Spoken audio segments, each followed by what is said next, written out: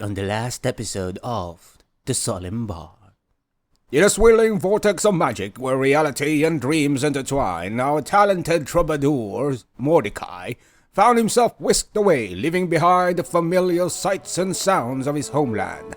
But fear not, for fate has blessed him with a gift beyond compare, the powers of the Bard.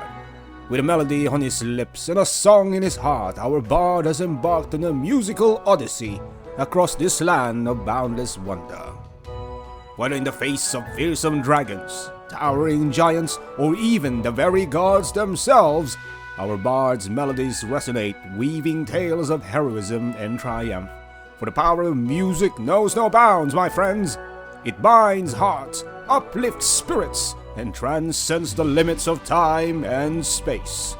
So venture forth, fellow adventurers. Join hands with our melodious minstrel as he strums the chords of destiny and composes the anthem of this grand adventure. The stage is set. The audience awaits. The story of the Bard's Isekai to Ragnarok begins now. This summer, coming soon.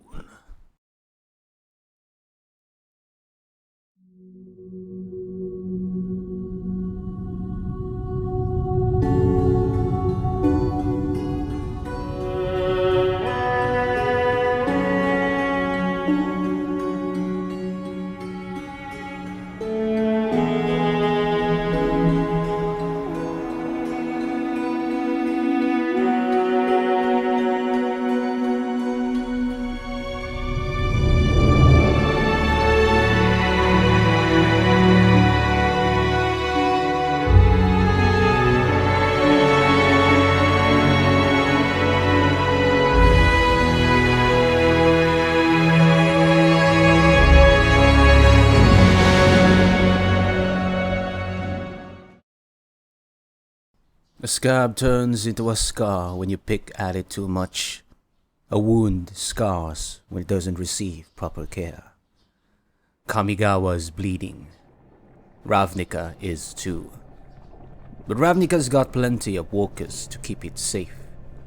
That's Tio's whole thing to start, and Ral's been dreaming up countermeasures for a while now. Said he had a hunch something big was coming.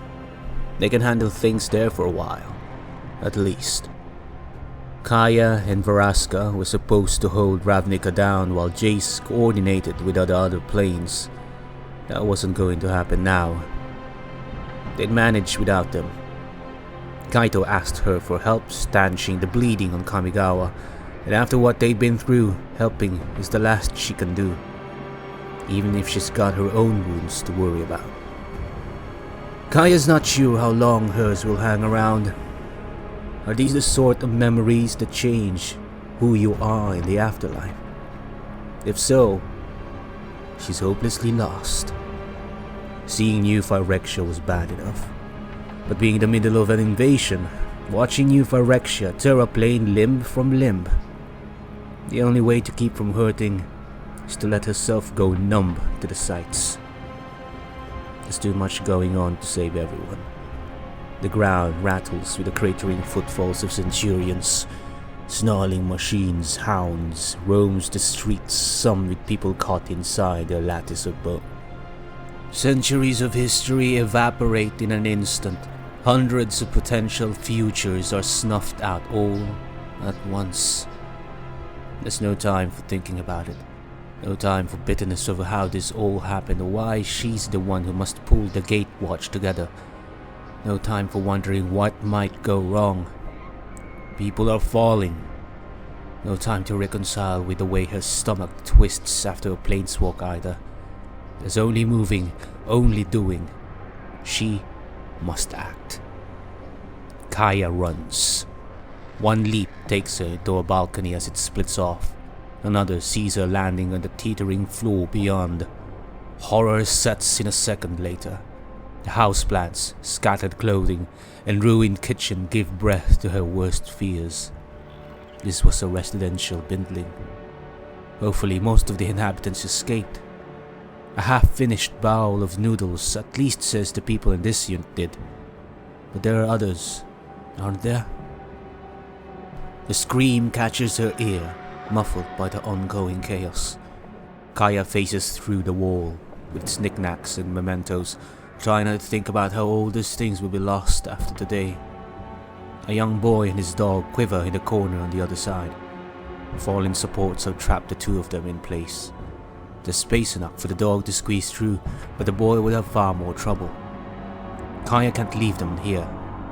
She doesn't have much of an exit plan, doesn't know exactly how they're all going to make it out, but she can figure it out along the way. After all, it can't be harder than figuring out what to do about this invasion. Phasing through the fallen supports is easy enough. Normally, facing the boy out of his position would be hard, but it's easier when he wants out just as much as she wants to help him. She offers him a hand. When he takes it, she pulls him through the fallen beam. The boy grins, and the dog squeezes through after them. "How are we getting down?" he asks. A fair question, given the sight in front of him. The whole side of the building's been torn off. Tawashi looms, or what remains of it. Floors and furniture tumble to the ground as smoke rises from the earth. An acrid, oily smoke Kaya doesn't want to think about too closely. The streets are packed with those fighting against the invasion and those furthering it. Black oil seeps from the mouths and eyes of the attackers, and foul Phyrexian symbols glow in every surface. Worse, every few minutes a thundering boom shakes the plain once more, heralding the attack of Norn's skeletal, glowing branches. If Kaya was a kid watching all of this, she'd ask the same question. But she's an adult now. Her job is to find answers where there are none. "We're gonna jump from one place to the next," she says. The boy tucks his dog inside of his shirt. "Are you good at jumping?" "The best," says the boy. She hopes he is. She takes his hand, the two of them approaching the lip of the remaining floor. Up ahead, there's the swinging remains of a balcony. If they can get onto that, then maybe they can shimmy down a rain pipe to safety. "On 3, she says. He nods. 1, 2, 3! The two of them jump at the same time, Kaya keeping the boy's hand in her own. But just as they should be landing, the balcony falls away. Kaya, the boy, and the dog plummet. You have a lot of thoughts when you think you're going to die. Fewer when you're responsible for saving someone else. Kaya thinks fast. She might be able to save the boy if she can slow down their flight. That's got to be the priority. As he starts to scream, she clutches him to her chest. She closes her eyes. Impact never comes. An unseen force pushes back up against them, slowing their fall. Seconds before they hit the ground, they instead hover above it. Whatever's gripping them can't hold much longer. The two of them are trembling in its hold. A Phyrexian? Try to be reckless next time. Kaito.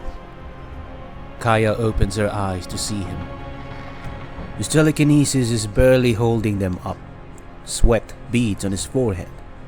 Handling a human-sized object, let alone 3, must be pushing his powers to the limit.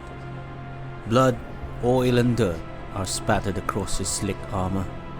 He gives her a nod. The boy acts first, hopping out onto the ground. A woman nearby shouts for him. He runs without a second look back. A woof from his shirt tells her the dog's okay too. Kaya gets up. She flicks the tip of her nose with her thumb. Thanks, she says. Would have been lost without you. He let that stand without correction, which she supposes is fair enough. We have to move fast. The Boseija district is their prime target. The whole thing, the tree. Kaito trails off, but Kaya can find her own answers. The tree over Tawashi is rent asunder. A foul waterfall pools from its body. That's awful, Kaya says. It is, Kaito nods. And worse, Tamiyo did it. Open the scroll. You can see her. Kaito points toward Tamiyo, floating high above the city, near Bosage's weeping bows. She's still reading from them. If no one takes her out, this is only going to get worse. Hells. They're talking about taking out friends now. Not that Kai is any stranger to assassination, but there's something different about this. Tamiyo, of all people. We both got the skills for this. Should I do it, or do you want to handle her? It's personal, Kaito says with a nod. The Kami are going to want to fight this as much as we do. The ones who can fight. See if you can convince them to come. Speaking of help, where's the Wanderer? Kai didn't mean it as a jab, but Kaito seems to take it as one. The corner of his lip twitches. She's coming, Kaito says. You mean she isn't here? She'll be here, he says. Just have a little faith. All around them, Kamigawa is crumbling. He says, have faith. It's like a bad joke, isn't it? Or a scab they keep picking at.